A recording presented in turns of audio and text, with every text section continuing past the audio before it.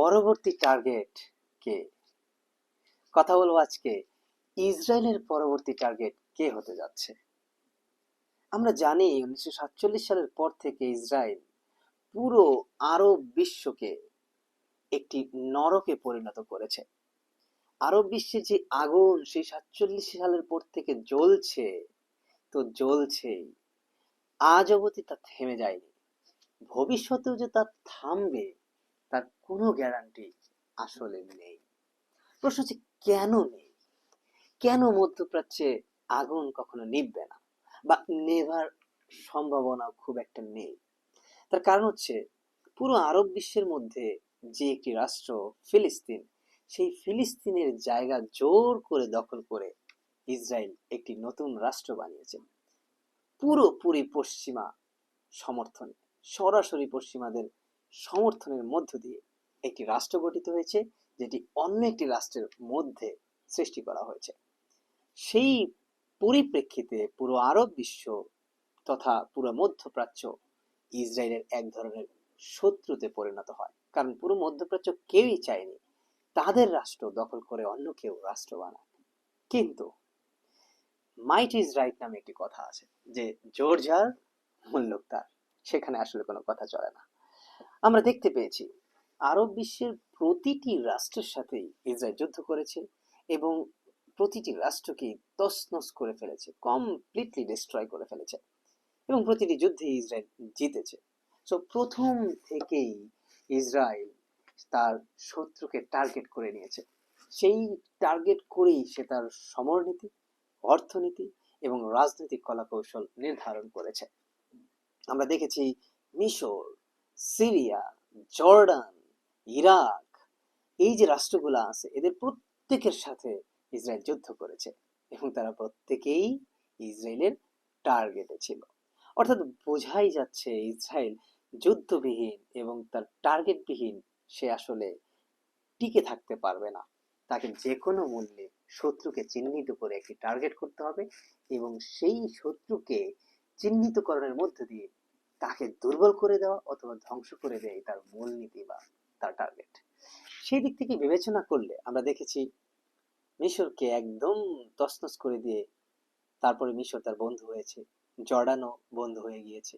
সিরিয়ার অবস্থা অনেকটা সেই রকম, কারণ বাশার আল আসাদ যাওয়ার পর থেকে সিরিয়া অনেক ক্ষেত্রেই ইসরায়েলের সাথে এক ধরনের সমঝোতা মেনটেন করে চলছে। ইরাকের অবস্থা যাচ্ছে তার। অর্থাৎ এই মুহূর্তে তো আমরা বুঝতে পারতেছি গত শতক থেকে মধ্যপ্রাচ্যের ওই রাষ্ট্রগুলা থেকে ইসরায়েলের আসলে কোনো প্রচ্ছন্ন হুমকি নেই। এরপর ইসরায়েল টার্গেট করলো ইরানকে। অর্থাৎ যেই একটু সামরিক দিক থেকে যার একটু উত্থান ঘটছে বা শক্তি হচ্ছে, সেই ইসরায়েলের টার্গেটে পরিণত হয়। লাস্ট 30 বছর যাবৎ কমপ্লিটলি টার্গেটে ছিল ইরান এবং শেষ পর্যন্ত ইরানে ইসরায়েল হামলা করলো এবং ধরে নেওয়া হচ্ছে ইসরায়েল কিছুটা হলেও ইরানকে দুর্বল করে ফেলতে পেরেছে। সো যেহেতু ইরানের আগের অবস্থান থেকে এই মুহূর্তে ইরান কিছুটা দুর্বল, তাই ইসরায়েলের নতুন টার্গেট ফিক্স করতেই হবে। তার নতুন টার্গেট ছাড়া সে আসলে শান্তিও পায় না এবং সে জানে যে টার্গেট ফিক্সিং ছাড়া সে এই মধ্যপ্রাচ্যে কখনোই টিকে থাকতে পারবে না। পরবর্তী টার্গেট তার কে সেটা আলোচনা করার ক্ষেত্রে আমরা একটু আলোচনা করি যে ইরানের পক্ষ থেকে কি সে কমপ্লিটলি নিরাপদ ফিল করবে, কারণ যেহেতু ইরানের সেই রেজিম, যে রেজিম চেঞ্জ করার জন্য এই যুদ্ধটা সে শুরু করেছিল, সেটি সে চেঞ্জ করতে পারেনি, পরিবর্তন করতে পারেনি। তাহলে কি ইরান থেকে সে কমপ্লিটলি নিরাপদ ফিল করবে? না, সেটা সম্ভব না। কারণ যেহেতু ইরানের রেজিম কমপ্লিটলি পরিবর্তন হয়নি, তার মানে ইরান থেকে প্রচ্ছন্ন হুমকি সে পাবেই। কিন্তু যেহেতু ইরানকে আবার ঘুরে দাঁড়াতে অনেকটা সময় লাগবে, সেই সময়ে সে নতুন টার্গেট ফিক্স করে ফেলবে। কারণ মধ্যপ্রাচ্যের প্রতিটা জায়গায় যদি সে এই টার্গেট ফিক্স করে হুমকি ধামকির মধ্যে না থাকে, তাহলে মধ্যপ্রাচ্যের সব রাষ্ট্র তাকে গিলে খাবে। এই ভয়টা, এই জুজুর ভয়টা তার মধ্যে সব সময়ের জন্য বিরাজ করে।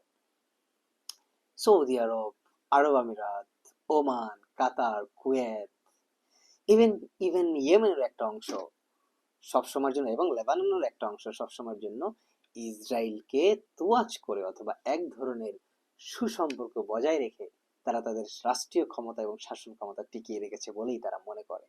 সো ইসরায়েলের সমর্থন ছাড়া বা ইসরায়েলের এক ধরনের প্রচ্ছন্ন ছায়া ছাড়া তারা যে ক্ষমতায় টিকে থাকতে পারবে না, তারা সেটা খুব ভালো করে বুঝতে পারে। এ কারণে সরাসরি ইসরায়েলের বিরুদ্ধে এই রাষ্ট্রগুলো কখনোই যায়নি। যারাই গিয়েছে তারা কমপ্লিটলি ধ্বংস হয়ে গিয়েছে। এই কারণে তারা পরবর্তীতে ইসরায়েলের বন্ধুতে পরিণত হয়েছে। যেমন আমরা বলেছিলাম প্রথম থেকেই, মিশর, জর্ডান, সিরিয়া, ইরাক, এই রাষ্ট্রগুলা। সো আমরা বুঝতে পারতেছি যে ইরান হয়তোবা ইসরায়েলের সম্পূর্ণ বন্ধুতে কখনো পরিণত হবে না, তবে খুব সহসাই আবার ইসরায়েলের উপর যে ব্যাপক হুমকি ধামকি বা তোড়জোড় করবে সেটা মনে হচ্ছে না। যুদ্ধ বন্ধ হওয়ার পর ইরানের মনোযোগ হবে অর্থনৈতিকভাবে তাদেরকে আবার পুনরায় পুনরুজ্জীবিত করা, সেই সাথে যেই সামরিক সক্ষমতা তাদের ক্ষয় হয়েছে সেটাকে আবার পুনরায় পুনর্গঠিত করা। তো সেই দিক থেকে ইসরায়েল একটা বড় সময় পেয়ে যাবে, যেই সময় তাকে নতুন টার্গেট ফিক্স করতে হবে। সো কে হচ্ছে সেই নতুন টার্গেট? সেই নতুন টার্গেট হচ্ছে তুরস্ক। কেন বললাম নতুন টার্গেট ইসরায়েলের জন্য তুরস্ক? তার কারণ হচ্ছে ইসরায়েলের মিডিয়া এবং অনেক হাই অফিসিয়াল থেকে একটি বার্তা আসছে বারবার যে ইসরায়েলকে এবার নতুন টার্গেটে নজর দিতে হবে, সে হচ্ছে তুরস্ক। লাস্ট 25 বছর ধরে তুরস্ক কিছুটা ইসলামিক ঘরানার দিকে আসে এবং অর্থনৈতিক এবং সামরিক ক্ষেত্রে ব্যাপক উন্নতি সাধন করছে।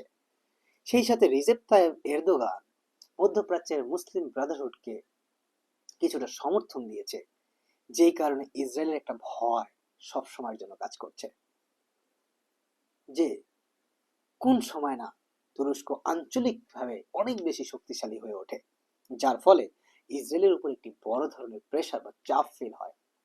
যেহেতু তুরস্কের একটি গোল্ডেন ইতিহাস রয়েছে, অটোমান সাম্রাজ্য তারাই নেতৃত্ব দিয়েছিল, সেখান থেকে পুরো মধ্যপ্রাচ্য, ইউরোপ এবং আফ্রিকার অনেক অঞ্চল নিয়ন্ত্রণ করা হয়েছে।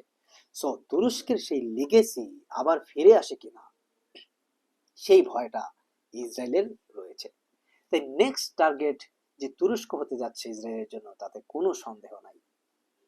এবং ইসরায়েল কিভাবে তুরস্ককে মোকাবেলা করবে এবং তুরস্ক কিভাবে ইসরায়েলকে মোকাবেলা করবে সেগুলো নিয়ে হয়তো ভবিষ্যতে আমরা অনেক কথা বলবো, অনেক আলোচনা করব। তবে আপাতত এইটুকু বলা যায় যে তুরস্ক কি প্রস্তুত কিনা ইসরায়েলের টার্গেটকে যে কোনো ভাবে মোকাবেলা করতে, সেটাই আমরা দেখব, সে নিয়ে আমরা ভবিষ্যতে আলোচনা করব। আজকের মতো এখানে শেষ। সবাইকে ধন্যবাদ। আল্লাহ হাফেজ।